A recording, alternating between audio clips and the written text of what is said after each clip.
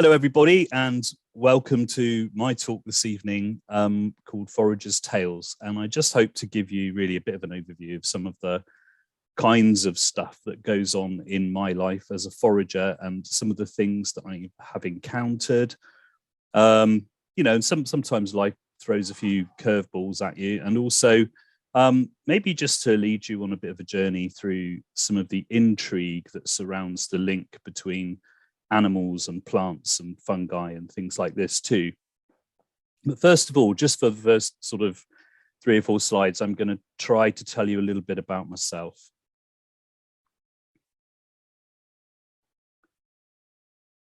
But before I even do that, I just want to introduce you to a diagram, because there's a thread here that's going to run through the talk just a little bit. And some of you may have heard of this already, some of you may have not. But this diagram represents the phylogenetic tree of life. So when all organisms get their genomes sequenced, often parts of those genomes can be traced to genetic sequences that go back into sort of older groups of organisms. And if you have a look at this diagram, you'll see the word LUCA at the bottom. LUCA stands for Last Universal Common Ancestor. And there's a little bit of DNA preserved from LUCA in every single form of life on Earth today. But LUCA was an organism that lived in the Hadean period, so around about 4.2 billion years ago. We have no idea what LUCA was, what LUCA looked like, or it's all pretty much just guesswork. But what we do know is there's a conserved segment of DNA that dates, we believe, from the Hadean period around 4.2 billion years ago, that's still found in every single life form today. So I believe there was a song by Suzanne Vega, Her Name is Luca, wasn't it? I think, going back a bit, it always reminds me of that. LUCA, the last universal common ancestor. And we're going to look at today, the topic really, when we're talking about foraging, is going to be pretty much all about the plants and the fungi. And, you know, just have a look at this diagram, because down on the bottom right of the diagram, you'll see the fungi there, along with the animalia, the animals. And you have to go sort of going anti-clockwise, go around a few categories before you get to the plants. But essentially, we're only looking at a tiny subsection of the tree of life. There were some big influences on this journey of mine, although I really was one of those kids who spent my whole time out in nature, sort of trying to understand what things were called and what they did. And the earliest pictures of me are with my head in a flower, actually, as a toddler. And I remember I used to collect the seeds from all of the bushes in all of my neighbors' gardens. And my dad, who knew a bit about plants, taught me all their names, and we'd put them in little envelopes and label them and stuff. And it was a big adventure. Back in the days when kids wandered free and weren't always accompanied by adults, I had a big adventure about the age of 7 when I walked about half a mile to the local garden centre, and found myself in there with my pocket money, you know, 50p or whatever it was, and there was sort of some young African marigold plants, and I bought a couple of those and took them home. And I remember that being a really exciting day for me, sort of age 7. But my dad was quite into foraging for field mushrooms and horse mushrooms. He didn't have a repertoire of lots of different gourmet mushrooms that he understood or knew about, but he just knew the 1 or 2 basic ones that probably his father had taught him how to find as well.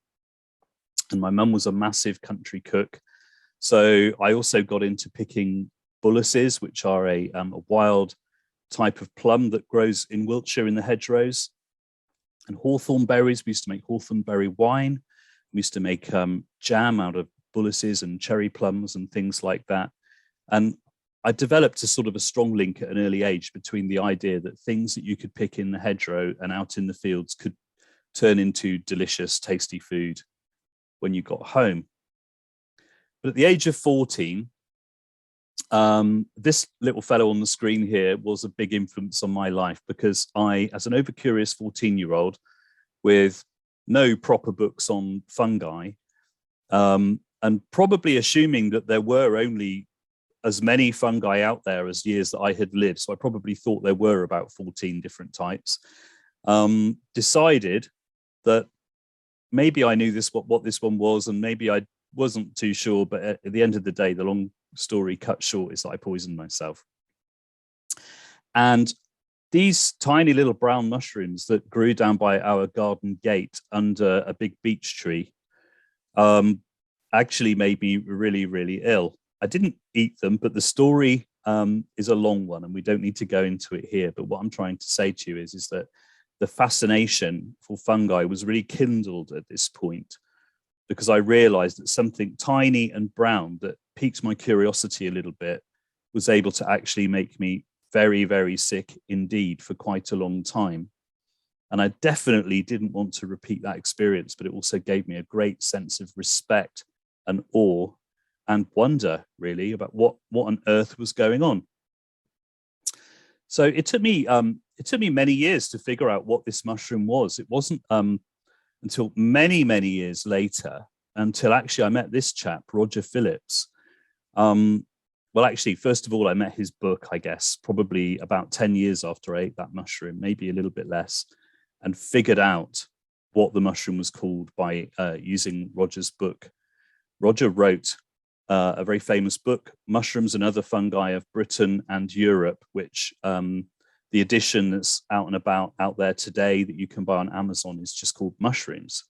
And it details around about 12,300 different mushrooms that grow in the UK.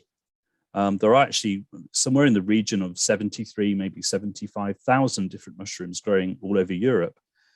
And the geneticists tell us that the global total of number of species is probably about 4.3 million species. So they are the most numerous in terms of their diversity of any group of organisms on planet Earth. But back in the day, there was an epiphany, a moment when I picked up a copy of Roger Phillips' book, Mushrooms, off of the probably the sixth form library bookshelf, and suddenly realized that, oh my God, there really weren't just 14 mushrooms out there. And perhaps I didn't have a clue what I'd found in the first place, and perhaps I didn't really know what had made me sick. And I started to really research and go down this deep, deep rabbit hole. Many years later, Roger and I became great friends, and he actually became the patron of the Medicinal Mushrooms Conference that I host. But sadly, he passed away last autumn, but he leaves a great legacy. He inspired many, many people to forage for fungi and other plants. He was a member of the British Mycological Society, and many, many volumes were published, you know, on ferns and grasses and trees and all sorts of things. And above all, Roger was an amazing artist and photographer. I don't know if any of you here are old enough to remember the band Cream from the early 70s, but some of the album cover artwork, Roger was responsible for that. He was an amazing artist who also devoted a lot of his life to studying the life of King Arthur, actually. So Roger was a massive influence on my life, more and more so as I got to know him. But another great big influence in my life, so we've talked about the little brown mushroom, the frosted fiber cap, Inocebi maculata, and we've talked about the mushroom guru who taught me what it was, Roger Phillips. But another big influence in my life has been this gentleman. This is Ted Green, and he was the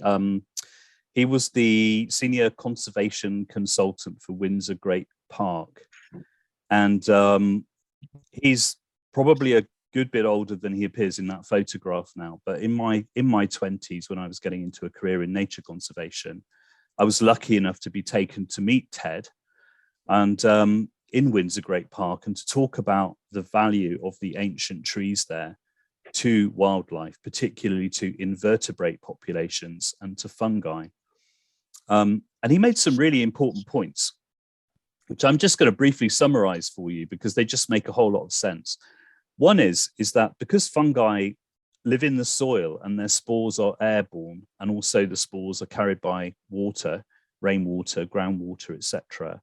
That in general, most trees that have fungi growing out of them have not been infected through a wound or something like that, which was pretty much the accepted opinion of arboriculturalists going back decades, if not centuries. But the majority of fungi living in trees actually are already present at the moment the tree's seed germinates. So if you think of an acorn, on that day when the acorn shell splits open and the first shoot comes out, the fungi are able to infect that seedling, that developing seedling. And in fact, some of the fungi are actually found in the parent tree and already in the embryonic seed at the point when it falls to the ground. They're not infecting at all, but they're passed on for generations. And I found this to be very, very fascinating indeed.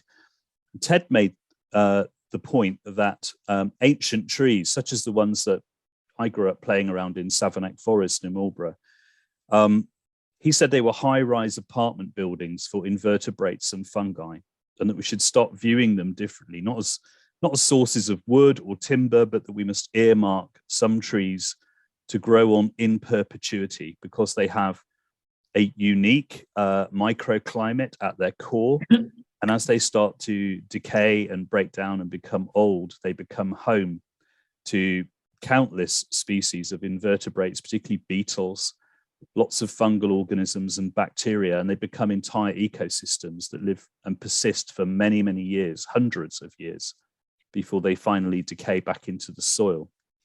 So for me at that age, that was all pretty mind-blowing stuff. It really changed my perspective. I never looked at a tree in the same way again. And I never looked at a mushroom in the same way again either. And I came to realize later on that some of the invertebrates that we are sort of concerned. Hello? Somebody saying hello. Get myself organized. Some of the invertebrates that that live in these trees are species of conservation concern, and they also carry out their life cycle inside the fruiting bodies of fungi that are growing on those trees. So we got someone there who could maybe mute themselves. I think there's somebody who's breaking in. I just muted everyone. Thanks, Fred. Thank you. That's cool. So yeah, important stuff, important realizations, and Ted was another big influence in my way of thinking, really. Dear old Roger. And these kind of events coalesced, I suppose, in 2008, where I'd spent a long time living in this body of skin and bones after that poisoning experience when I was 14. The fascination around the fungi and all of the wildlife that revolved around them started to deepen. And I met some of these key individuals who influenced my way of thinking. And I started to think, well, I need to write a book. I've only written this one book so far, but I really loved the botanical artwork of a man called John Edward Sowerby, who was the grandson of James Sowerby, one of probably the most famous botanical artists of all times.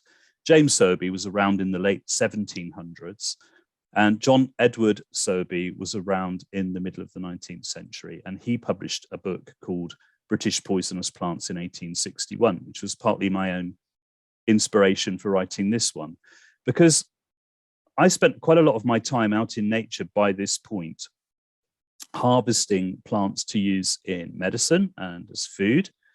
And I realized that if you were to try to teach somebody, let's say, to drive a car, you would not let them loose in that car until they knew where the brake pedal was and they knew how to recognize common hazards, because a car's a dangerous thing. And so what I saw was there were lots of books on wild food and, wild crafting herbal medicines and things appearing around the place, but pretty much none of them were teaching you about the poisonous plants first. And unfortunately, I actually think they did quite a nice job of the book, but the publishers just wanted a plant book with a few mushrooms in the end. So it really only does a token kind of lip service thing to fungi. But this was my effort anyway on my journey of creating a reference material for people if they wanted to figure out which native British wild plants out there might poison them, might be the hazards that they needed to avoid before they learned to harvest edible things. So these days I teach edible and medicinal plant foraging and traditional and modern survival skills like coracle building, herbal field medicine, herbal first aid. I harvest and eat as many different kinds of wild food as I can, and I do that generally every day, as well as also growing quite a lot of fruit and vegetables out in the garden using organic and permaculture related techniques. With my partner Tash, we run a small community herbal dispensary where we treat people from the village and the surrounding parishes for things, could be anything, ranging from digestive problems, sciatica, a grazed knee. Sometimes they want support with their immune system. They might be undergoing radiotherapy or chemotherapy, and they want some medicinal mushrooms to help with their immune system to make it strong. And also for anxiety, stress relief, insomnia, and addiction, for which I tend to use a combination of herbs and also auricular acupuncture, what's known as the NADA technique, which uses 5 points in the ear, which is actually, well, it's very beneficial. It's very, very good for stress relief and relieving insomnia. So that's what I get up to as a day job, all of those things. Annually, I co-organise the UK and Ireland Medicinal Mushrooms Conference, which is now in its 7th year. And I also run an online course over the winter and spring months entitled Exploring the Healing Potential of Medicinal Mushrooms, which is available to the general public, but also geared to practitioners like naturopaths, GPs, practitioner nurses, herbalists, etc., who can enroll on that course and gain some CPD, some continuing professional development from doing it. So that's what keeps me busy.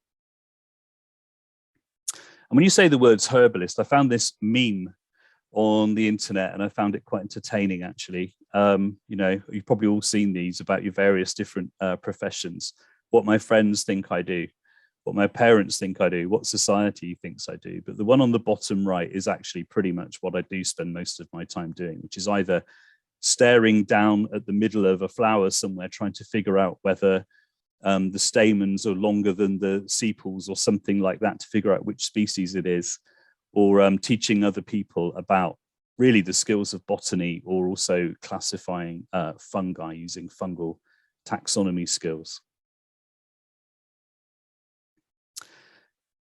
So here's the first one of my tales, really. This actually happened to me. This is a real life event, but I have altered the telephone number. So I came home one day to find a carrier bag literally nailed to my wooden front door with a note sticking out of it. And the note said, "Help me." I pulled the note out. It said, "Help me, I've eaten these. Call me on." And what an extreme sort of thing to do, actually. But it was really good that happened for this person, because I phoned them up straight away, obviously understanding that whoever it was, they must be feeling quite anxious because they'd obviously eaten some mushrooms and weren't feeling very well, and wanted to know what the story was. And it turned out that it was a lady. Her partner worked out in the forest and brought home these mushrooms, insisting that they were edible and that she cooked them. So she did. And they both sat down and ate them, and he was fine. And she wasn't fine. She was experiencing a lot of gastrointestinal distress. She was bloating and having stomach cramps and starting to feel very, very unwell. And she'd eaten them about a couple of hours before. So I called the number and spoke to the lady who, yeah, I can't obviously mention her name. And she relayed this story to me, but luckily she'd put a few of the mushrooms in the carrier bag and I was able to have a look in there. And this was the mushroom that you see on the screen, was the mushroom in the bag. And this is called the clouded agaric, also known as the clouded funnel. It's Clitosobe nebularis, that's its scientific name. And it's actually an edible mushroom. You know, her partner or husband was absolutely right. It is edible. He probably, I'm guessing he looked it up in a reliable field guide and managed to get the right answer. But the field guide, as so often happens, didn't really tell the full story about this mushroom. And so much of what I do when I'm taking people out is I spend my time telling people the stories of the plants or of the fungi. And that's what I'm really doing with you now.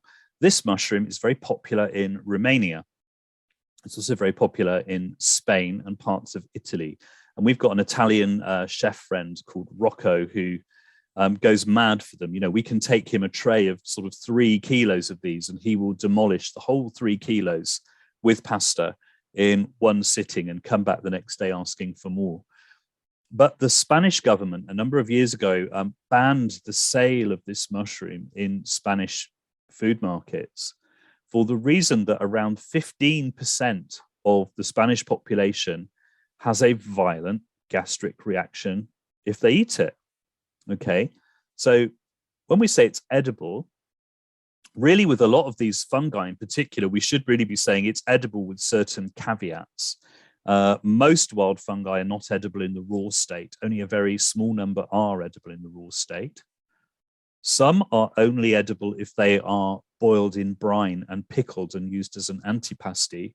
But if you fried them and omitted the boiling phase, they would actually still be toxic and at the very least cause a gastric upset.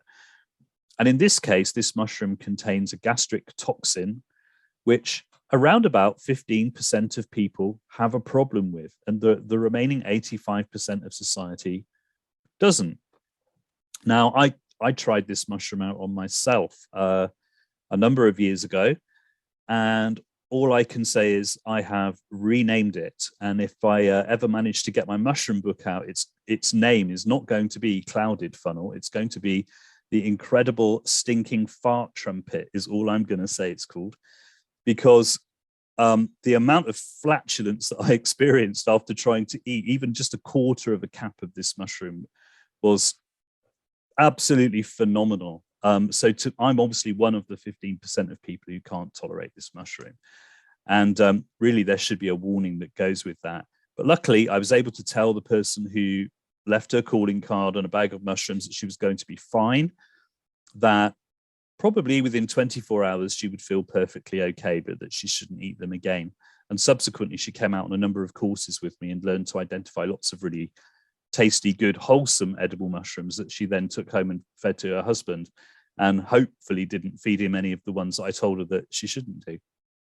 So as I say, I changed the number on the slide here to the number of my favorite local Chinese takeaway, which is Wok Express in Caen. And so if you just wanted to write that down, because I have to say, it's the best Chinese takeaway for miles around. Good on you, Wok Express. Another thing that I'm involved with is this, this forum on Facebook. I don't really use Facebook an awful lot because I find it to be a bit of a sort of clunky, boring, bit of a chore really on the whole. But this is one thing that I do use it for, because I'm one of the international group of consultants who are involved with this forum, which is used not only by members of the public, but also by emergency room consultants, by vets, by all sorts of people. And maybe if you're interested in the world of foraging, you ought to note it down. And it's called Poisons Help, Emergency Identification for Mushrooms and Plants. You cannot and must not ever post a picture of something on here if you just merely want it identified. This is for genuine emergencies. So either yourself or your child or a friend, or perhaps your dog, cat or horse has eaten something from the wild and they are becoming unwell. And at that point, you really need some help. And if it's your child in particular, or another human being, there are 1 or 2 fungi you should realize that might not cause symptoms of poisoning for several days and after they've been eaten. So if somebody's eaten a mushroom and they don't know what it is from the wild, that also constitutes an emergency. This group was originally dreamt up by a lady called Kerry Woodfield, who is a chef and a forager. And I think she's now living down in Cornwall. It was her idea. It's now got 156,000 members. And the people who are on the list of consultants, such as myself, we get notifications even in the middle of the night. And depending on who's awake in a particular continent of the world, somebody will generally answer a query. If a photo's been posted, they'll alert other relevant consultants who've got expertise in that field. And the idea is that somebody with a good expert eye can run their eye over it and come up with an identification, or at least a pretty damn good match. If it's not 100%, then 95. And what this means is then that the emergency room, or the toxicology center, or the veterinary hospital, or whatever, can be told what kind of thing that they've eaten, and they can look up what type of poisoning is taking place and treat it accordingly. And this service, and I will call it a service, has actually now saved quite a number of lives. We've had consultants contact us directly when we've dealt with cases to say, actually, that person lived as a result of the work that you guys did. And there was one night about 5 years ago, quite late, when I was kind of on the shift, and a lady in the southeast of England, a teenage girl, had been out with her friends picking sloes. And she'd eaten some sloes and fallen ill, became unconscious, was taken away in an ambulance. And every now and again, she surfaced, she came round, became conscious again. And we had her mother there by the side of the bed, and and a medical consultant in the emergency room, trying to talk to her, trying to go through the pictures on her mobile phone. And she came round enough at one point to say that she'd eaten star sloes. Now, star sloes is not really a thing. It's not anything I've ever heard of, okay? But if you start thinking about sloes and you start thinking about shiny purple black berries, there is one shiny purple black berry, roughly of the same size as a sloe, that has a star-shaped green calyx, a 5-pointed star-shaped calyx that sort of cups the berry on the bush, and that is deadly nightshade. That is belladonna, Atropa belladonna. And really quite a small number of berries would be fatal if consumed by a human adult. Possibly as few as maybe 8 or 9 berries, perhaps even less.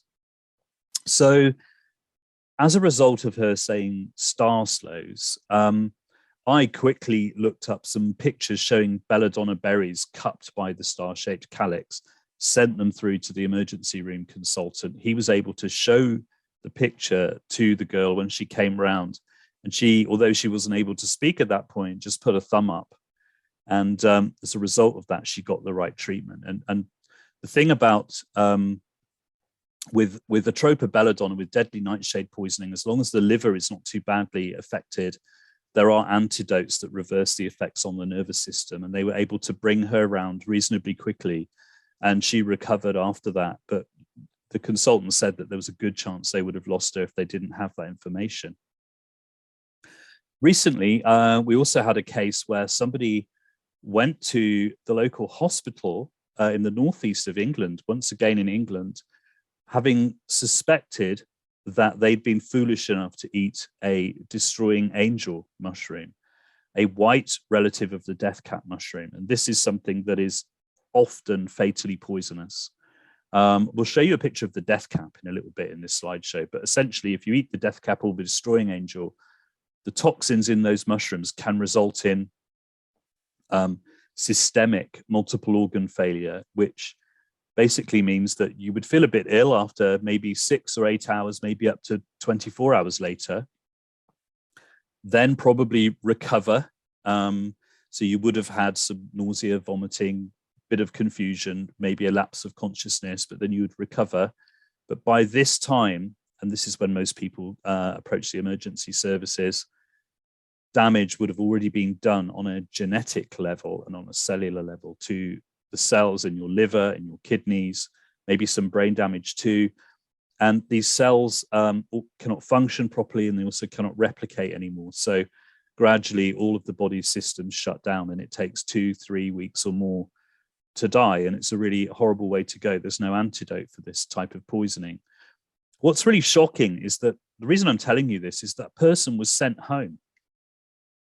They said to the emergency room, well, I think I've eaten a mushroom in the death cap family. It might be a destroying angel. And it's in that group of poisonous mushrooms. And I'm feeling stupid now. I think I've eaten the wrong thing and I'm feeling stupid now. And can you help me? I'm not very well, but I'm starting to feel a bit better. And they actually sent this person home and said, well, you're probably past the time when toxic effects would now have occurred. And if you're feeling better, you're probably going to be fine. So they had no knowledge of these toxins known as amatoxins that are found in the death cap family mushrooms. So they had no knowledge that in order to save her life, the next steps ought to have been blood transfusions, possibly also dialysis. She might even need a liver transplant, you know, none of these things. She was sent home and told that she was probably going to be fine. So I'm really glad that this group, Poisons Help Emergency Identification for Mushrooms and Plants, exists. I'm really glad to be a part of it. And I'm really glad that it's increasingly being used by medical professionals and veterinary professionals around the world to really plug the knowledge gap, because they don't seem to be being made aware of the things that they need to know about. So now you guys all know about it too. If you use Facebook in particular, it's quite handy to know the name of it and join this group. But as I say, please don't submit a query unless it's a genuine emergency. One of the things I'm always being asked about as a forager is, what should we do and what should we not do? What is legal and what is not legal? Can I harm plants or fungi by picking too many of them? What is the impact of what I'm doing? So I produced this little kind of a code of conduct, I suppose, foraging do's and don'ts, just a little information sheet. And really, mostly it's common sense. But important things, obviously, when you're out foraging, follow the countryside code. Make sure you've got permission to take the things that you're going to take if you're on private land. That's just common decency and common sense. But we will talk a little bit more about the legality of that, though, in a second. Please don't trespass or damage land or property that belongs to somebody else. Please also close gates after yourself if they were closed when you found them, or leave them open if you found them open. Never pick more than you need. Human beings, we've lived through some really, really difficult times, and I suspect it's hardwired into our nature that when we find an abundance of something, which we should feel good about, because it's always amazing, right? It's always amazing when the entire forest floor is covered in acorns, or you're stood in what is like a sea of wild garlic, or you come across a patch of 1,000 field mushrooms. These are really, really lovely things. This is nature in full abundance, and it's to be celebrated and enjoyed. But I think as humans who've come through some very difficult times, and inevitably in our history, periods of difficulty and starvation where we had to keep our families alive and everything else, there's something almost hardwired into our psyche. And I think it's summed up in the expression, fill your boots. You know, when you see this going on, it's like, fill your boots. But nobody ever thinks, how much do I need? How much of it do I actually need? Things get wasted in this scenario. So when you find a lot of something, try to curb this aspect of human nature that goes, fill your boots, and ask yourself the question, how much do I need? How much will be enough to feed myself and perhaps my family? Okay, and if we all did just that one thing, it would make a really big difference. Because, because in general, foraging from the wild's not a problem. Most of the things that people want to pick are actually still reasonably common, if not very common. Lots of goodness can be had from eating things like nettles, dandelions, and sloes. And really and truly, there's no problem with picking fairly large quantities of those things. But some of the other things that are out there that are really, really nice are still common enough to find regularly, but not common enough to take in any quantity. And hopefully I'll show you a couple of examples of that in a moment. So first of all, ask yourself, how much do I need for my own use, for my family's use? Secondly, ask yourself, how long is it going to take to process this lot? Because some of the processing techniques take a really, really long time. And the foraging's the easy bit. It's the really fun bit. The foraging's the bit where you do go out and fill your buckets, if not your boots. It's always great fun. But when you get home and it's now 8, 9, 10 p.m. and you're confronted with the reality of, oh my God, it's going to take 6, 7 hours to process this lot, and I've got to be up for work in the morning. And then you find it really takes 9 hours and you're still awake 2 hours before you should have been getting up for work. At this point, you're going to look at yourself and go, I wish I'd thought about this in a different way. Okay, so ask yourself how much you need. Ask yourself how much time you've got realistically to process what you see in front of you. Ask yourself if what you're seeing looks as if it's locally abundant. It's all very well talking about things like nettles and dandelions, which are pretty much in the south of England, abundant absolutely everywhere. But even then, in other parts of the British Isles, they may not be. I've spent 2 summers in the Outer Hebrides, the past 2 summers, and you couldn't find a nettle for within 10 miles. So it's all contextual. Is it locally abundant? Is it abundant where you are? Is there a lot of it? Is there enough whereby the local population can sustain itself if you take some? And what's perhaps more important is ask yourself, what change, how much change are you creating in the local ecosystem when you forage? Because you're sharing this food material, this abundance, with every other creature that inhabits that place. When you pick a mushroom, you're sharing that nutrition with the slugs that eat them in huge quantities, with the deer, with the badgers, with the squirrels that shred them using their front teeth into little strips and hang them on blackthorn spikes to dry before burying them for the winter. All of these other animals. And you're also sharing the fungi, fruit bodies, the mushrooms, with invertebrates. And in some cases, there are beetles that carry out their reproductive cycle inside the fruit bodies of only some species of mushrooms. So let's say you remove those mushrooms from a wood, that one species, on that one day. You could have broken the entire life cycle for that invertebrate species for that whole year, and maybe removed its presence from that site entirely. Our actions can have really big consequences. And I'm saying this as a forager, but most foraging is safe to do, providing we ask ourselves those kinds of questions first. And if we really immerse ourselves in what we're doing, take the time to find out about the plants and the fungi and the creatures that depend upon them as well. In terms of legality, foraging is a legal activity in the UK. It is a protected activity. Your rights to do it are protected by law under the 1968 Theft Act, where it actually states that it shall not be an offence to forage for the 4 Fs, fruits, flowers, foliage, and fungi, unless it is for commercial gain or reward. In other words, unless you're going to take them to the local market and sell them. There are some exceptions to this. The Wildlife and Countryside Act prohibits the foraging of certain named species that are on Schedule 8 of the Act, which are all endangered species. And also, it is illegal in the UK to uproot any wild plant without the landowner's express permission, also under the Wildlife and Countryside Act.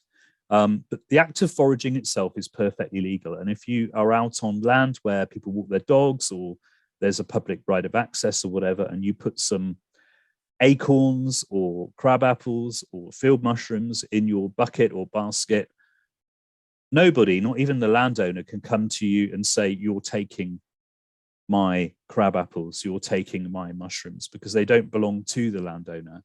They belong to the person who has them in their possession. And at that point, once they're in your basket, they belong to you. And in fact, in that situation, if the landowner tried to take them off of you, they would be committing an act of theft. Completely different, of course, if we're talking about crops or planted trees that are fruit trees intended to provide a crop, because under the definition of the 1968 Theft Act, you would then be depriving the owner of those materials of the ability to use them or to sell them for a profit, and that would then become theft.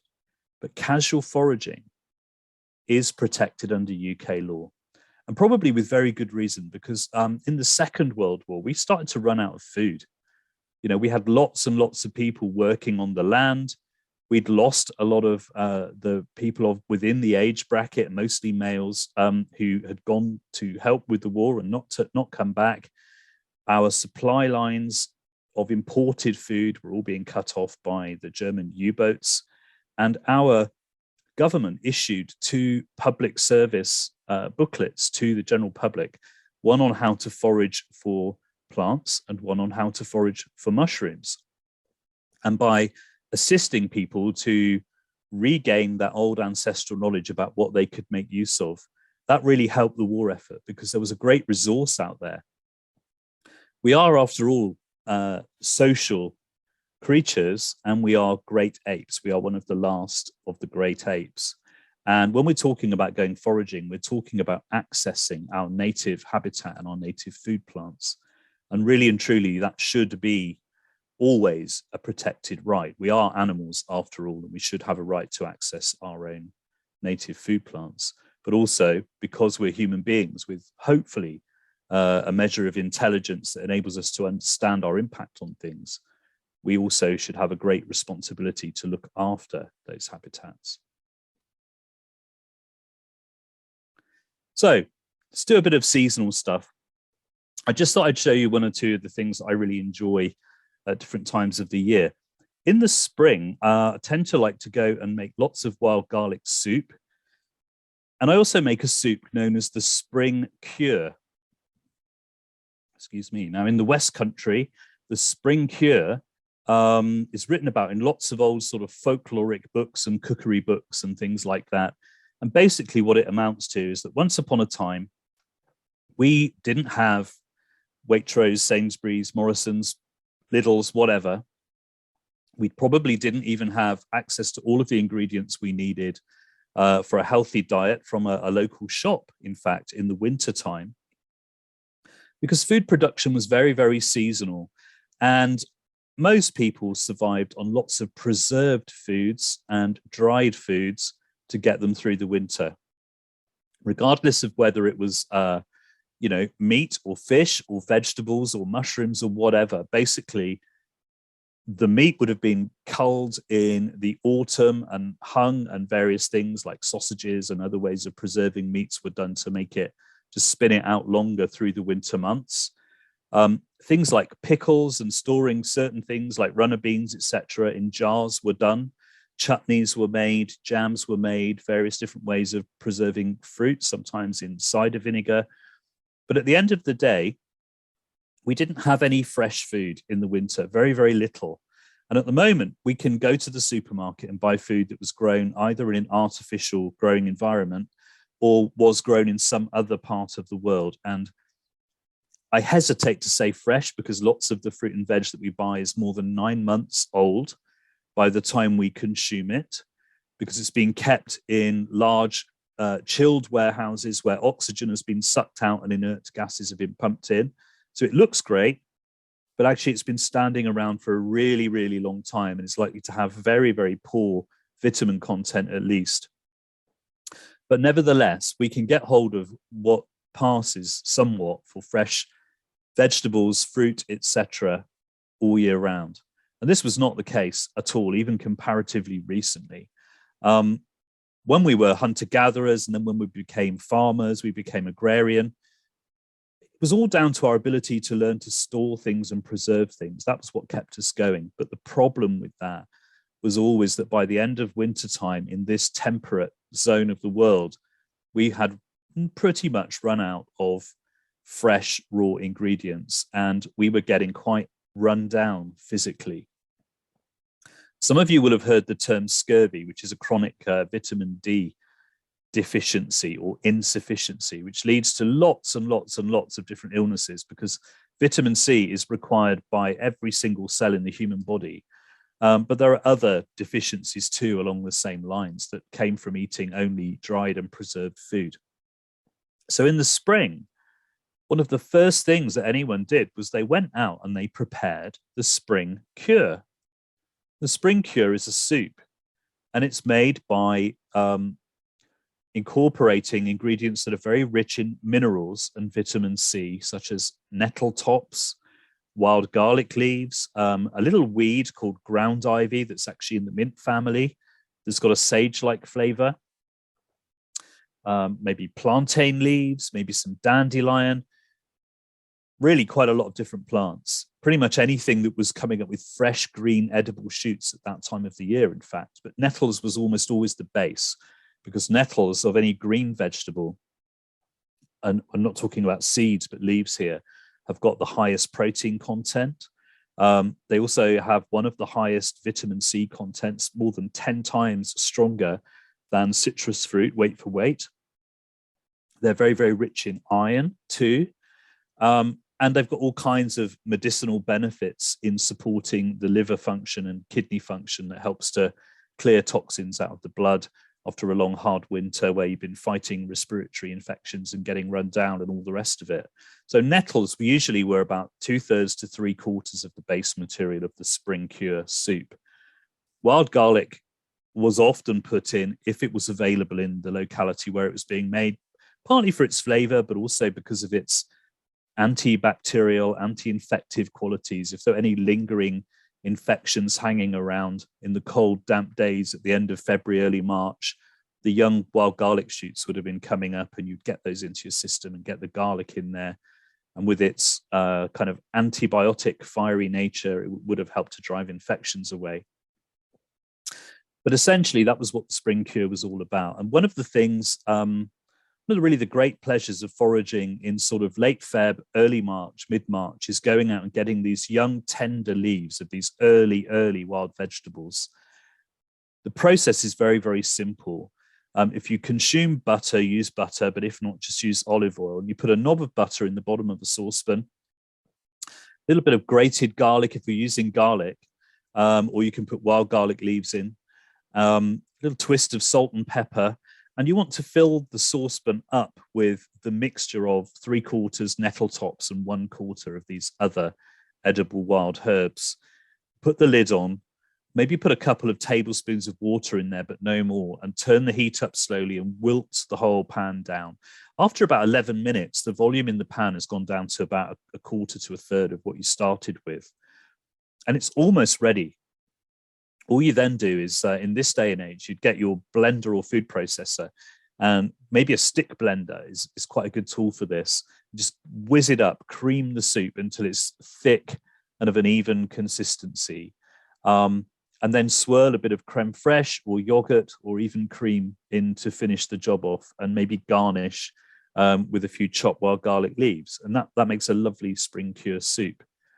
If you wanted a bit more thickness, you could parboil some potatoes that's chopped up fairly small, just to give it a bit of body, and add that in at the beginning as well, so that when you cream the soup, you get the starchiness of the potato as well. But in essence, it's a real, really traditional peasant dish from the southwest of England. And I'm sure similar things were made probably all over Europe, really. But this is our local version, spring cure. And it's delicious with crusty bread. Another thing that grows in the spring are these lovely mushrooms called morels. Now, there are different kinds of morels. The ones you're seeing here, this is the more highly esteemed, sought-after edible morel, but there are also small black conical morels that we tend to find in dried form in supermarkets in the delicatessen section. And those little black conical morels are now very common in the UK because they like to grow in conifer bark. They like to compost and break down conifer bark, and lots of bagged conifer bark chip that gets used for mulching flower borders and things like that is absolutely perfect for them. And in some cases, the spawn of this mushroom is already naturally present in that bark, especially if it's being imported from places like Germany. For a while, I don't know if they still are, Lidl's were selling conifer bark chip in their gardening range by the sack. and it was absolutely inoculated with these black conical morels. So every time I used it on somebody's garden, within a few months, these little black morels would be popping up and I'd be out there harvesting them. But nowadays, if you want to go and find the smaller conical black morels, the ones that you can buy in the supermarket, then the best places to look are shopping malls, retail parks, new housing estates where they're literally the houses have just come on the market. And of course, one of the ways they make the brand new gardens look pretty is by putting a few shrubs in and just pouring conifer bark chip all over the flower borders. The morels, if they're in there, if the organism is in there, the mycelium will start breaking down those conifer bark chips in layers, and it will, the following spring, generally, it will fruit with the morels. And usually it'll only fruit that one time, unless somebody brings some fresh bark chip along and tops the beds up and gives them a bit more food. Because once they've run out of sufficient food, they can't produce fruit bodies anymore. They don't have enough energy to do so. The morels in this picture, though, are very much the wild type that grows in ash maple woodland in the UK. And what I mean is woodland tends to be on limestone soils, dominated by ash trees and sycamore or field maple. And usually for these morels, you're looking for a ground layer that contains one of the types of speedwell, maybe creeping speedwell or ivy leaf speedwell. You might also be looking for ivy itself. You'd be looking for dog's mercury, and maybe a little plant called opposite-leaved golden saxifrage, which is a woodland ground cover that's also an edible salad, by the way. That is the perfect environment for these morels. So why have they got no morels? The reason is because they don't know the rules, guys. These two morels were found in somebody's runner bean trench in their garden. No trees around at all, not even on limey soil, just an old runner bean trench that had been used year after year with loads and loads of potato peelings and orange peel and all sorts of stuff dug into the bottom of it. And one year they just fruited with morels.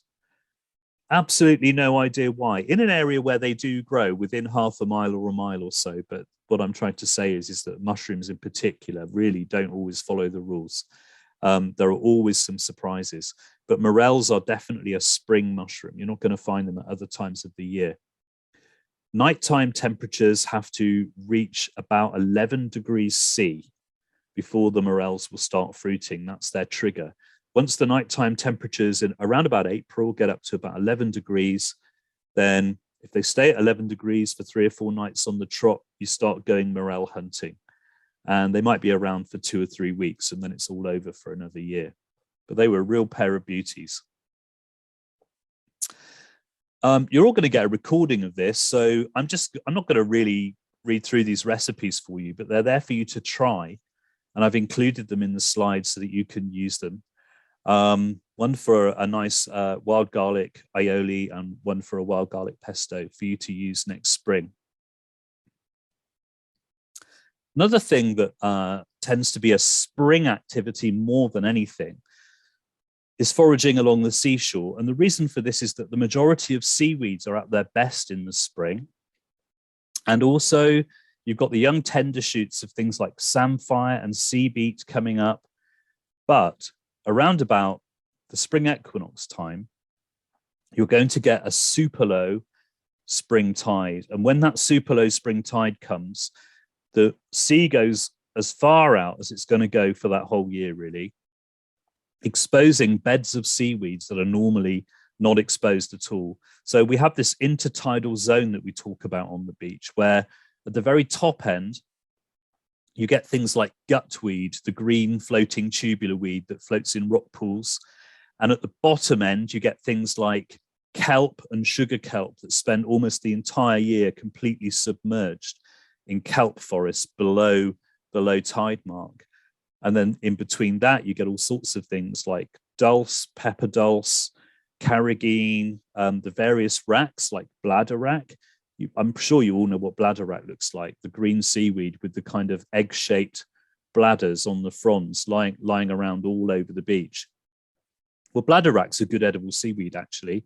It's a staple in places like the north of Norway and in Greenland and even in parts of Iceland. And the young spring fronds, the ones that are a sort of paler green color, can be diced and chopped up like little matchsticks, similar to the way that you would dice up young carrot. And they've got a very carrot-like texture. They're also full of a polysaccharide, a sugar chain called fucoidan, which is very, very good for your skin, very good for the complexion, and also very, very good for the immune system. You can eat bladderwrack raw, and in fact, you can eat all of the seaweeds around our coastline raw. None of them need cooking. And it's an absolute genuine fact that all of the seaweeds that grow around the UK coastline are edible. None of them are toxic. A few of them taste really peculiar, and you probably won't want to try them a second time, but they're all safe to eat, and none of them are toxic. And around our waters, there is only one toxic weed, and it's something that grows way offshore. You won't find it attached to the rocks or the beach or anything around the coast. So seaweeds are really great to experiment with.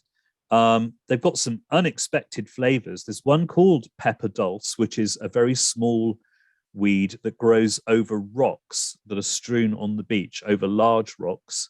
And if you look at the individual little fronds, it almost looks like a bit of a Leyland cypress or something that might be growing in your garden hedge, like a Leylandii hedge, but it's growing over rocks and it's actually a seaweed. And it's called pepper dulse for a reason, because it's got a really peppery after kick. It's also got a very complex flavor. There's a lot of iron in the flavor. It actually tastes almost a little bit like you've bitten your cheek. You've got a slight taste of fresh blood going on, as well as the peppery kick and some really aromatic tastes that come from different terpenes in the seaweed. And for this reason, it's called the truffle of the sea, this weed. It's expensive, a real gourmet ingredient, but very common actually around southern Britain. Very easy to find once you know what you're looking for. And it might surprise some of you to know that the seaweed called nori, okay, the one that we get in sheets often in our supermarkets, there's a brand called Itsu, I think, that does it, sort of nori flakes or nori chips and all sorts of things. These Japanese seaweeds, and in particular this one, nori, is actually harvested around the UK coastline. In fact, in South Wales, near Llanelli, the nori is harvested and exported to Japan, where it's remanufactured with the addition of starches and fillers and all sorts of things, and then pressed into sheets and then repackaged. And some of that is coming back to the UK, presumably in brands like Itsu. So we're actually exporting a really great food product from South Wales. It's the same seaweed that's used to make lava bread, purple lava. It's the same one. Nori is the same seaweed. We're exporting it all the way across the world to be turned into convenience food, to be shipped all the way back again in several layers of packaging.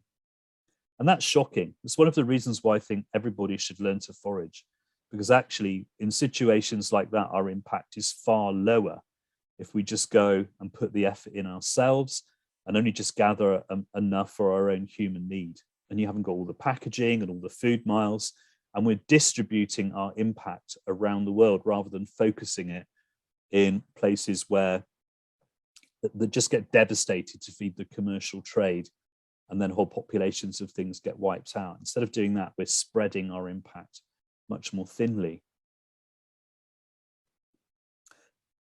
This is more of an early summer thing, late spring, early summer.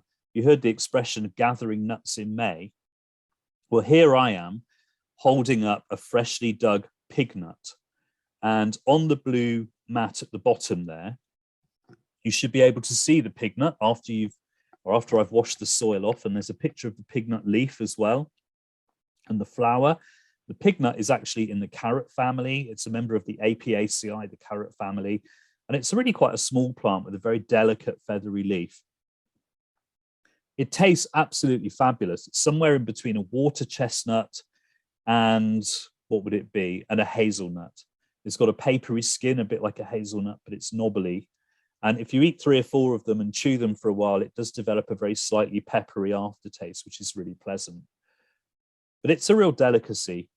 Presumably it's called pig nut because once upon a time, pigs used to forage out on ferny ground, the sort of ground in between the cultivated zone and the wild forest.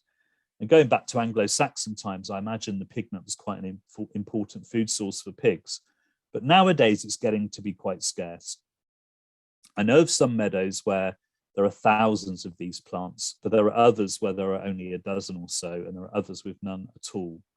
So if you're going to harvest pig nut, it's still okay, provided you get the landowner's permission, of course, because it's a root. But please don't take more than half a dozen or a dozen or so just to try them. Don't think that you're going to go and harvest bucket loads of pig nuts. A, because it would take you weeks to do so. You just couldn't do it. You'd burn more energy in trying to find them than you could possibly ever get from eating them.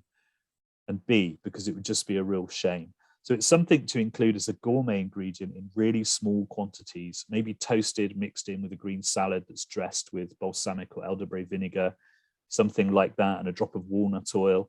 But you really only need half a dozen or a dozen of these beauties to make a dish really great. You really don't need to gather it in any quantity. It's lovely though. So you're looking at the second half of May, maybe early June, and the biggest pig nuts are found on sandy soils.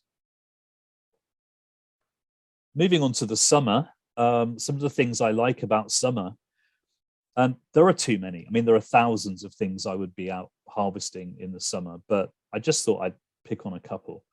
So we have this beautiful bright yellow shelf mushroom, the chicken of the woods, Laetoporus sulphureus. And the reason it's here is because providing you've got a bright yellow, flat shelf-like mushroom growing from a tree trunk, and providing it's got no gills underneath, no mushroom gills, then you have got chicken of the woods. It's very, very easy for a complete beginner to identify. It must always be eaten when it's lovely and fresh and yellow like this, and not when it's turning a dingy brown color, because it can actually cause nausea and vomiting if you eat an old specimen. And it must be well cooked. It can also lead to a bit of nausea if it's undercooked. So you cook it weight for weight as if it is chicken. You literally weigh it out, assume it's chicken breast, and cook it in all of the ways that you would normally cook chicken breast. It can be turned into schnitzel, for example. It's beautiful as schnitzel, but weight for weight, that will determine your cooking time. Down the bottom there, I'm making a syrup with rose hips. This is Rosa rugosa, the beach rose or Romanus rose, which is planted by local authorities in all of our council parks around the towns. It's usually planted around the edge, and the reason is it's very thorny, so any litter that blows off the road tends to get stuck on the thorns and doesn't blow across the park or the playing field, which is pretty cunning. But it's also one of the best roses to use for food. All rose hips are edible though, all kinds. The seeds inside the rose hips have to either be sieved out through muslin using a jelly bag, or if you're just drying the rose hips whole, you can include them whole in that, in your ferment if you're making wines, or you can dry them whole to make herb teas, where they taste quite a bit like hibiscus, sort of sour but refreshing, fruity flavor. So I love rose hips, and rose hips and ginger is a really good thing to have in the winter. If you make a syrup, you've got the vitamin C of the rose hips, and you've got all of the kind of heating antibacterial properties of the ginger. Very good for the winter colds and flu season.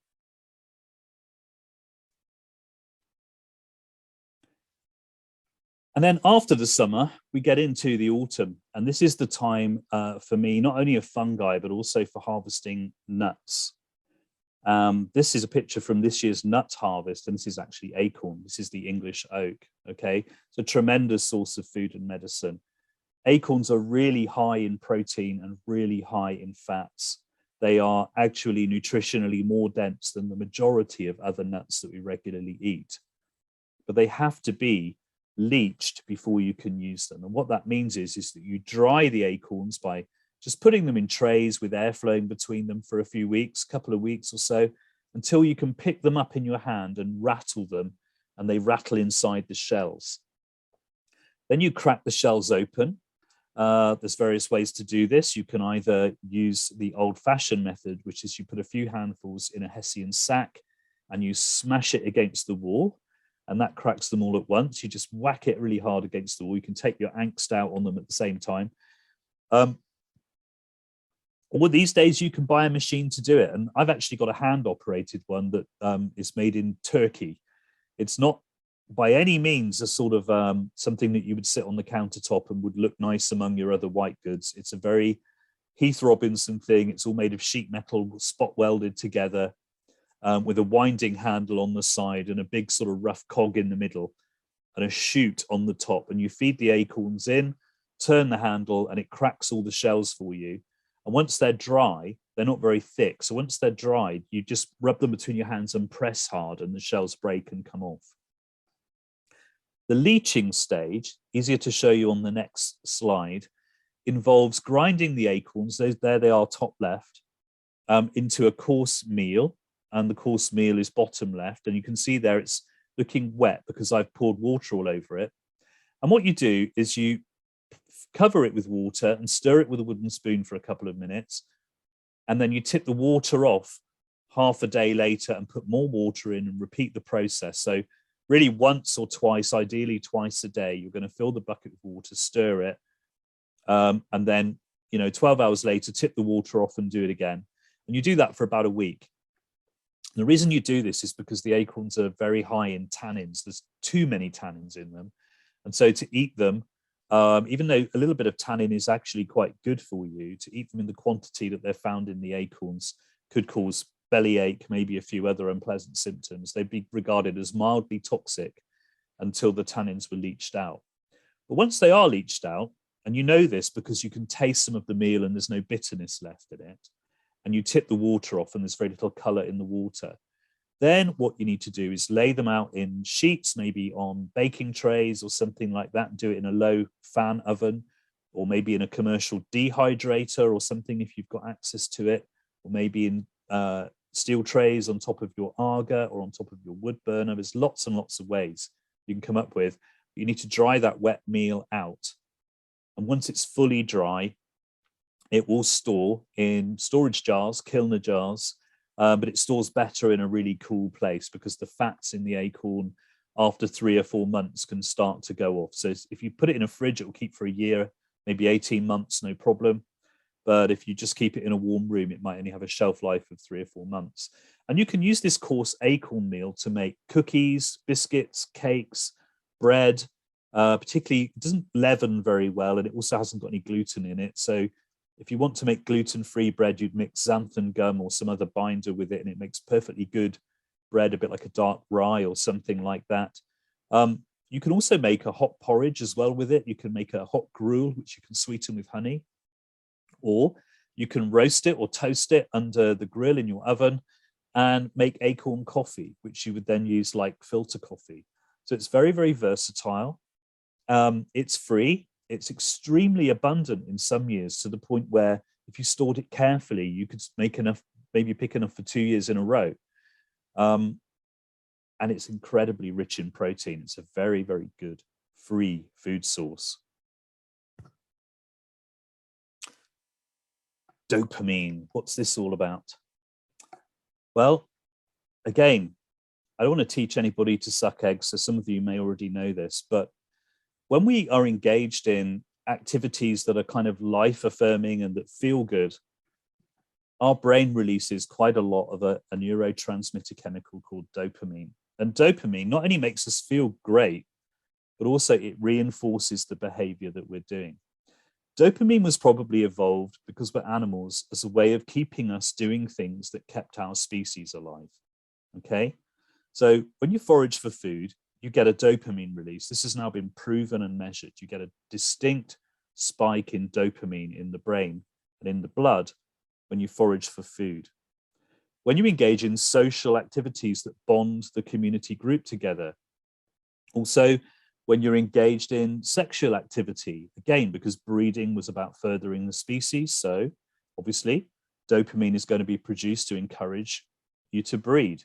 It's purely a sort of a biological mechanism which rewards certain behaviors which promote species survival. But dopamine is also a powerful antidepressant. And the fact that we can cause a dopamine release just by the act of foraging. It means that foraging in and of itself can relieve depression. I think this is one of the reasons why people get so hooked on foraging, because once you go out a few times, you're getting the fresh air, you're getting the exercise, you're seeing new things, you're smelling new things, you're learning about things and trying to identify them and wondering what they're going to taste like. But also you're getting associated with all of those things, you're getting a spike in your dopamine levels, which is rewarding those behaviors. And there is an antidepressant activity connected with that. And I found out, which is why the bee is there, this bee is foraging, okay? And even bees in their tiny bee brains produce dopamine when they're foraging on flowers. It is ubiquitous. It is found throughout the animal kingdom as a reward release mechanism, okay? So one of the ways that we can encourage our own dopamine release is just to get out there with the seasons and try to decode all of the different things we can eat out there in the wild and just get out and forage and eat them. It's good for us and it's good for our mood and well-being. So I don't need to take you back to the tree of life, except to look at the bottom right-hand side. Can you see the word fungi and the word animalia, bottom right? And in the late 1980s, geneticists figured out that the fungi and the animals were actually closely related. And if you look, these two groups, the fungi and the animals, go to one single junction on the tree of life. So if you imagine this was a mighty oak tree with Luca, that ancestral being that we know nothing about, at the base, the point where the acorn originally germinated in the soil. You've got 7 branches away from Luca, and you're out now at the tips of the branches on the tree where the leaves are made. That's where we are today. That's the animalia, we're animals. And that's where the fungi are today. But you go back a little way into history, approximately 1.2 billion years, maybe 1.5 billion years, the fungi and the animals are all derived from one common ancestor. And that common ancestor is a single species of what we call a protofungus. So all animals alive on Earth today, whether you're a sea cucumber, a flea, human being or a cat, and all fungi today alive on Earth, whether you're a bread mold, a yeast fermenting beer, a fly agaric mushroom, a chicken of the woods, all fungi and all animals are evolved from a single species, a common single species ancestor. And because of this, the technical term for this is that we are a monophyletic clade, because we are all derived from a single ancestral species. And some venerable old biologist in the late 1980s said, I know, I'll name them the opisthocons. So we're all a bunch of opisthocons. So what I've got to say to that. Who's seen these in their lawn? Have you seen these dark green rings appearing in your lawn ever? And sometimes out in the fields, maybe when you're walking your dog. What are they? We call them fairy rings. In France, these are le rond de sorcière, the sorcerer's ring. And in some other European languages, they translate it as the witch's ring, the magician's ring. So there's all this folklore about these rings maybe being made by people practicing magic, treading in circles with their magic wand, performing incantations under the full moon, or maybe by fairies trying to lure in unsuspecting shepherds so that they would go and spend 7 years in fairyland or whatever. There are all of these folkloric motifs around these rings, but actually there's something quite different, not surprisingly. Here's a pretty nice picture of one. And at the right time of the year, that's what happens. These rings fruit, they produce mushrooms. What's actually going on here is that some mushroom spores would have landed in the middle of where the ring is now and produced mycelium, which is the part of the fungal organism that lives in the soil. And the mycelium grows and grows and grows, gradually, as it does so, digesting and composting things like dead grass at the base of the grass, base of the turf. And eventually a patch of mycelium will come across another patch of mycelium that it is sexually compatible with. And this is very important because some fungal species have thousands of sexes. Not all of those sexes are sexually compatible with all the other sexes. But if they're sexually compatible, they fuse together. And what happens is that the new cells of the new mycelium that is produced when they fuse together have two nuclei, two sets of chromosomes, two sets of everything. But instead of those nuclei fusing and producing just one set of chromosomes, they've got two of everything. And this new sexually potent mycelium, as it continues to grow, and it's much more vigorous, by the way, than the mycelium was before it fused, is capable of producing mushrooms because these are the fruiting bodies. This is part of the sexual reproductive cycle of the fungi. What you see here is around the feeding tips of the mycelium growth. This is the mycelium colony within this circle. Around the feeding tips where it's conquering new territory and acquiring fresh nutrients, it has enough energy to produce fruiting bodies. But think about a portobello mushroom that you get from the supermarket. It's got gills right underneath. You turn it over and it's got these dark brown, almost black gills underneath. Well, if you were to look at those gills under a microscope, they're covered in tiny cells called basidia. And each one of those cells has at its tip, in the case of the mushrooms in the supermarket, it's got two little horns. But if you look under the microscope of the same basidia cells of many of these mushrooms, they've actually got four little horns.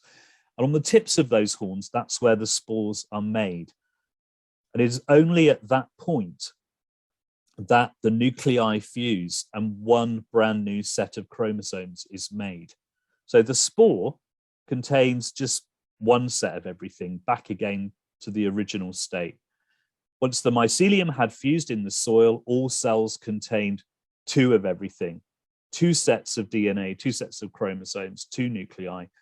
But once these spores are produced on the gills of the mushroom fruit body, the whole genetic material has fused together and produced new variants, and these spores contain just one set of everything all over again. And there they are, ready to blow off into the wind and start a brand new colony.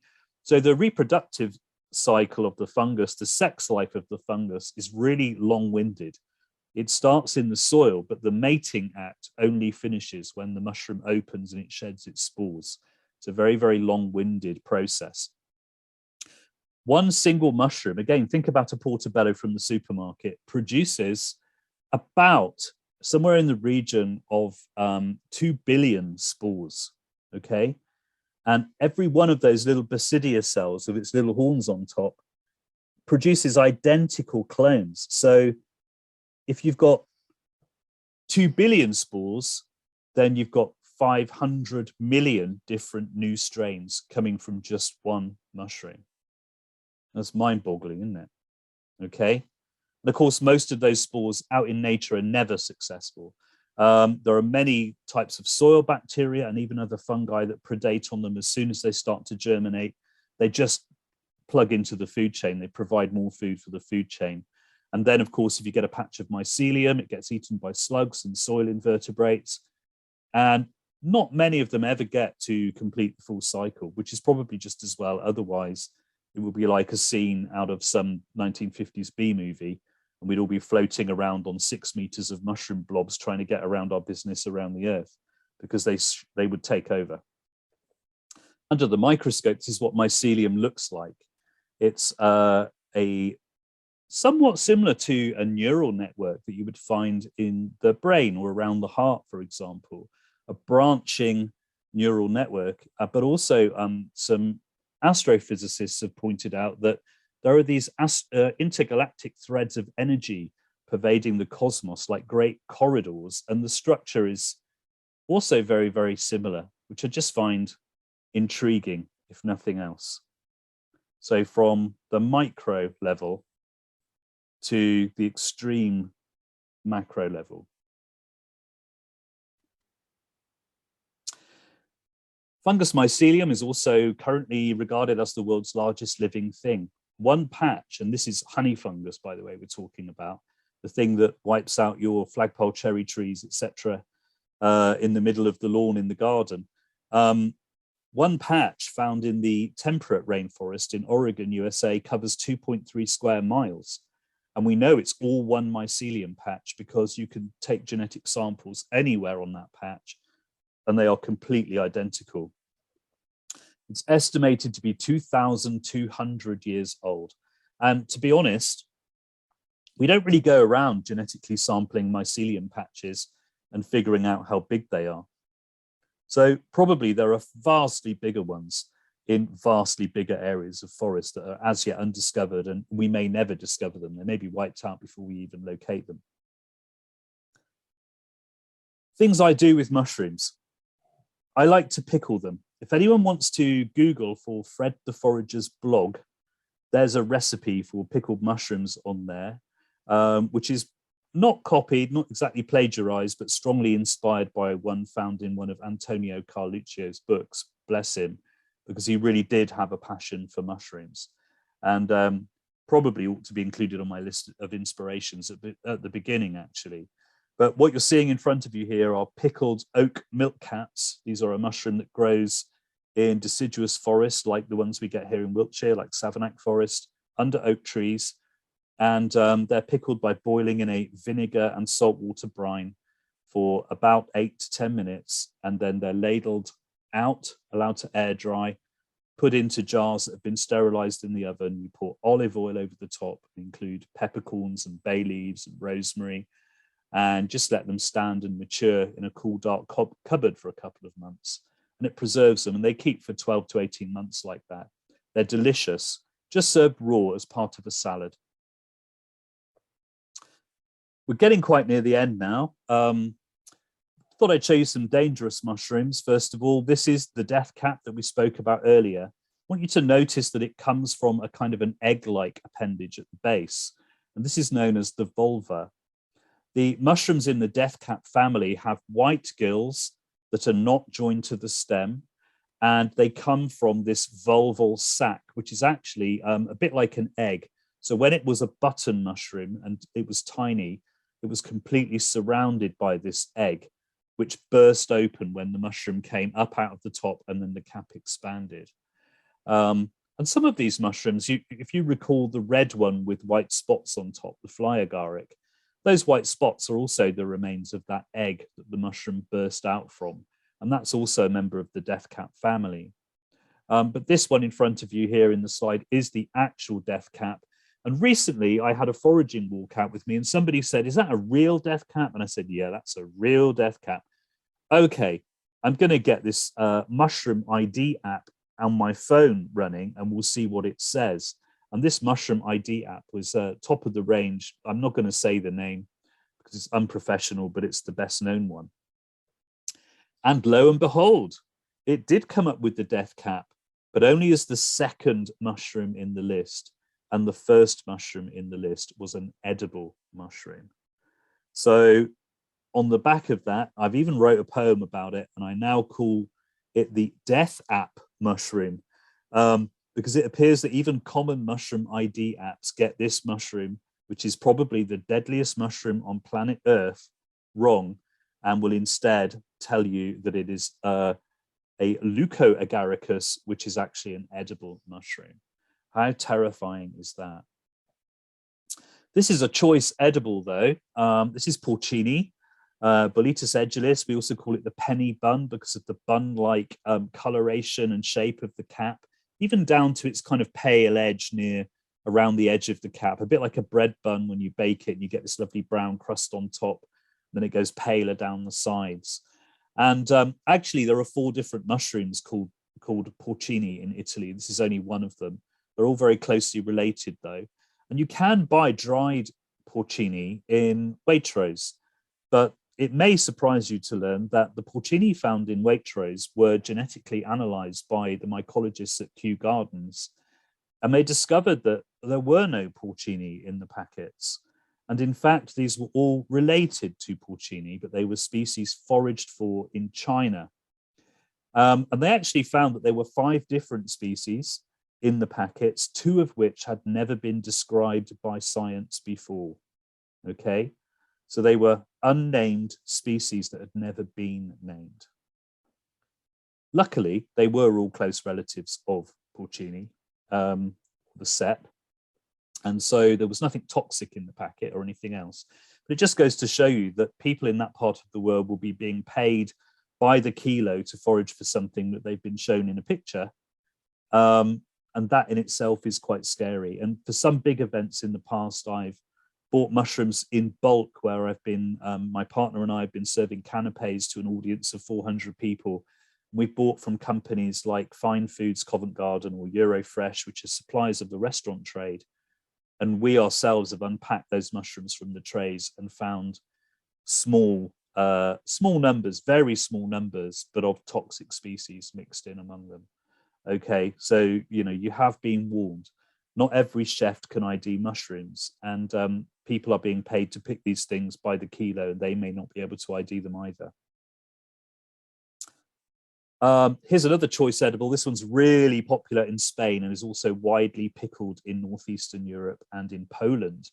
And we've had Spanish people out on our courses, and they go, just show us where the orange mushroom is, the crunchy orange mushroom. That's the one we want to find.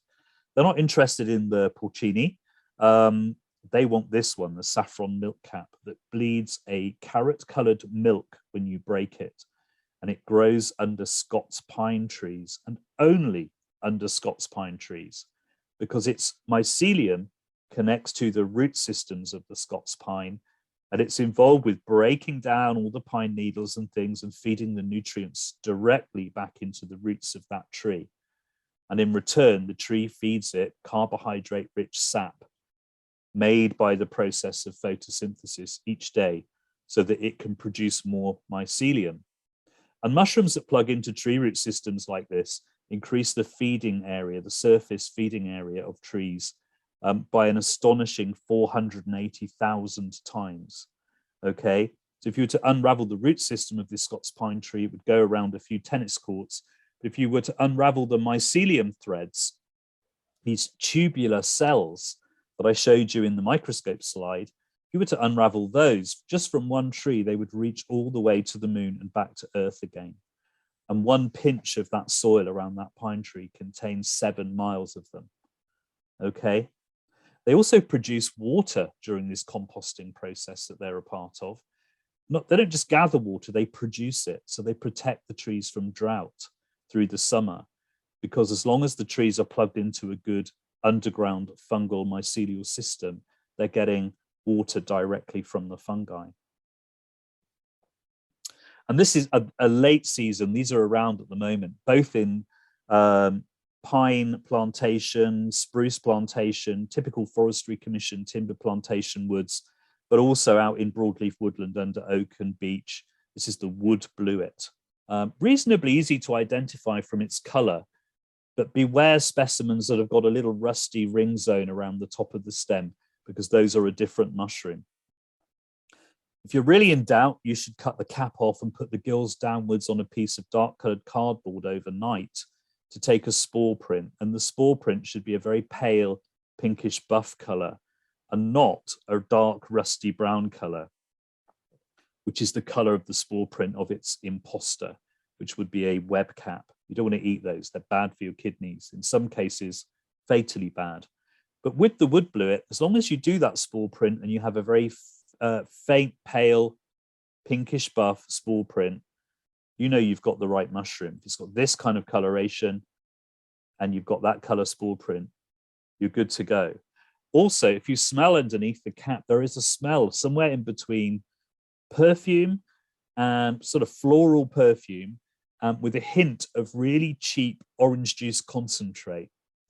There's a kind of burnt orange juice smell about that cheap concentrate. And if you mix that with cheap perfume, you've got the smell that comes off of the gills and the base of the stem of this mushroom. And if you find a patch, cut the stem bases off and go and bury them in deep leaves in the bottom of your garden, because they will actually grow back and grow new mycelium patches. And you can get them growing in your garden too. They're delicious, but they must be well cooked. If they're undercooked or raw, they can cause stomach cramps. And perhaps finally on the mushroom front, we often hear about magic mushrooms, but I think you should be getting the gist now that I believe that all mushrooms are magic in their own way, because of the roles that they play within the ecosystem, because of the fact that they are food for so many different types of animals, that they assist trees and even cereal crops in their life cycle of gathering nutrients and resisting infections from pests and diseases and drought, but also because a great many of them are medicinal to human beings, not just the ones you see in front of you.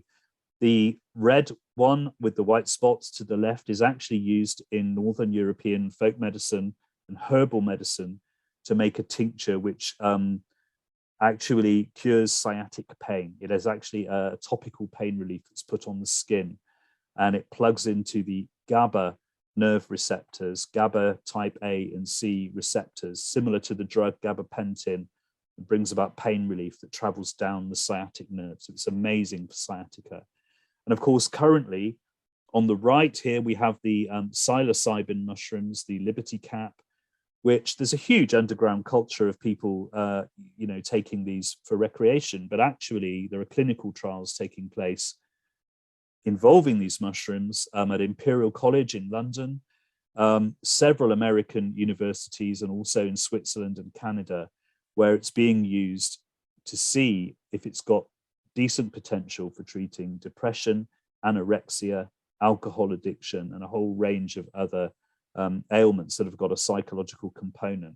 And so far, the results are very, very impressive. So there is a very strong likelihood that this mushroom will be legalized for medicinal use sometime over the next 10 years. And it's already being legalized in the USA, state by state as we speak.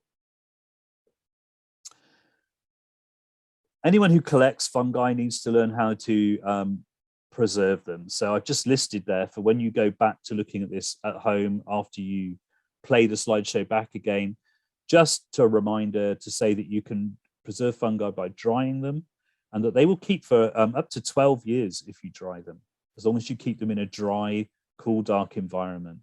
They can be pickled and they will keep sort of for 12 months that way. They can be incorporated into vodka and used as the basis for liqueurs. This is a very popular practice in Russia. Obviously, vodka is very popular in Russia too. So things like beefsteak mushrooms, chanterelles, even truffles are used to flavor liqueurs and also give them distinct coloration. They can be dried and powdered to make stock. One puffball, one giant puffball, the big white one like a football that grows in the fields, will make 1 litre to 1.5 litres of stock powder. That's enough to use a stock powder for an entire year just from one dried mushroom. And just to put all of this that we've been talking about in some kind of a perspective, the annual harvest in Finland, and this has come from the Finnish Forestry Authority, the annual harvest of mushrooms in Finland averages 10,000 tons. And in a good year, it may reach 45,000 tons of dried mushrooms. And this is from a country, obviously, that's much more afforested than the UK and with a much smaller population, per area. So the impact is considerably lower. But the majority, over 90% of those 10 to 45,000 tons of mushrooms are exported to the rest of Europe for use in the restaurant trade.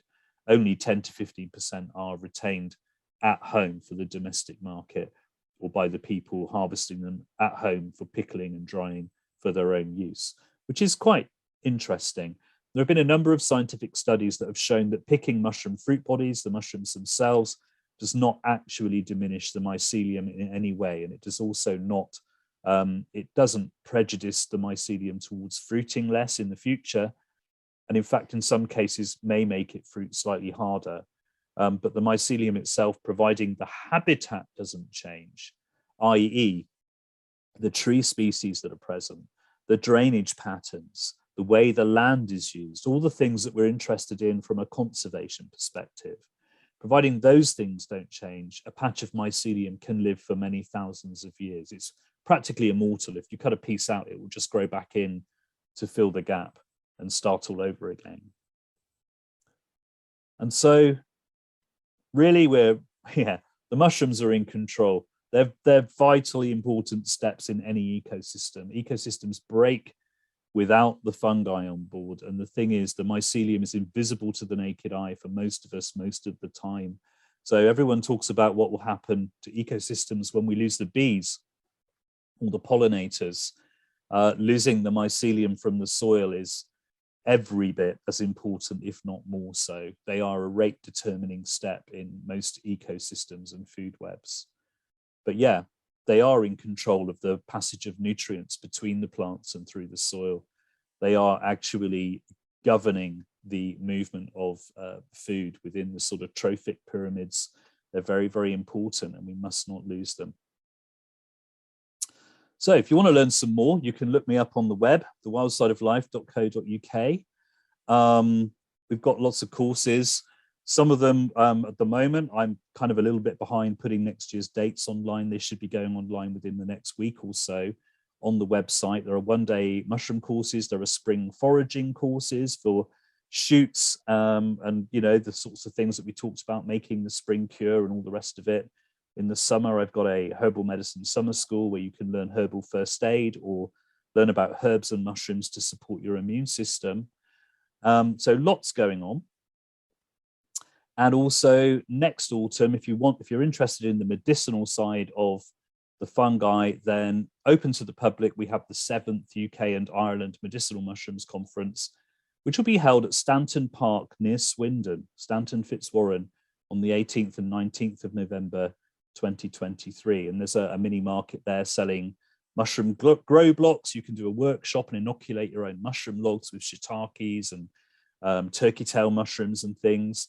And there'll be growers and scientists and herbalists and all sorts of people from different perspectives doing talks and presentations on the use of mushrooms as medicinal raw materials around the world. But there will also be a lot of foragers present at the conference, maybe as speakers, but also in the audience, because it's something that we tend to be, you know, we tend to be much of a muchness. We don't just forage for food. Most of us tend to be interested in foraging for our medicine as well. And really, that's my slideshow. So I'm going to do that. And it says my screen sharing has stopped. Can you all see me again? Hi, yeah, Fred, we can. We're all back. Thank you so much, Fred. That was an incredible amount of information. It was so comprehensive. We covered, so I can't believe the journey we've been on from intergalactic mycelium and beyond. I'm already looking forward to my spring cure soup. I was making me really hungry for that. Well, we can make some of that down at Hazeland, can't we? Wouldn't that be fantastic? Yeah, absolutely wonderful. Really, really great. Yeah. Because it was such a comprehensive talk and a lot longer than our usual talks that we have. I'm sorry, I did run on a little bit. I'm sorry about that. There was so much packed into it. It was incredible. So if people do have questions, what I'm going to do is direct them to the Wild Side of Life website and say, go on one of Fred's talks and actually kind of live this out and about in the world. Yeah, and look out for the Fred's events coming up hopefully at Hazeland next year, which we're really hoping to coordinate. That would be fantastic. I just want to do a quick plug. This isn't to do with foraging or taking things out of the ground, it's to do with putting things in the ground. So if anybody does want to get out and about in this, it's going to be frosty and clear the next few days and hopefully beyond. We are tree planting at Hazeland, which is our site between Carn and Chippenham. Avonlea trees are carrying on with our woodland there in December, and we'll be carrying on with our Puddingbrook Wood site nearer Chippenham Way in January. So if people are interested in getting involved with the tree planting side of Avonlea trees, then do head to our website avonleadstrees.org.uk and sign up to get out tree planting. And that is also where you'll see more news about Fred's days at Hazeland and be able to catch up with his online talk. We'll be posting it on the website in the next few days. So if you want to go back and check out any of those recipes or share it with friends who couldn't come along this evening, please do so. So thanks everyone for coming along this evening. Lovely. Thanks again, Fred, so much. And can I just say, if you browse onto my website, folks, my contact details are on there. Please do get in touch if you've got any questions. It's no problem. Drop me an email or something if there's something you want to ask. And I really hope you enjoyed the talk. Thanks, everybody.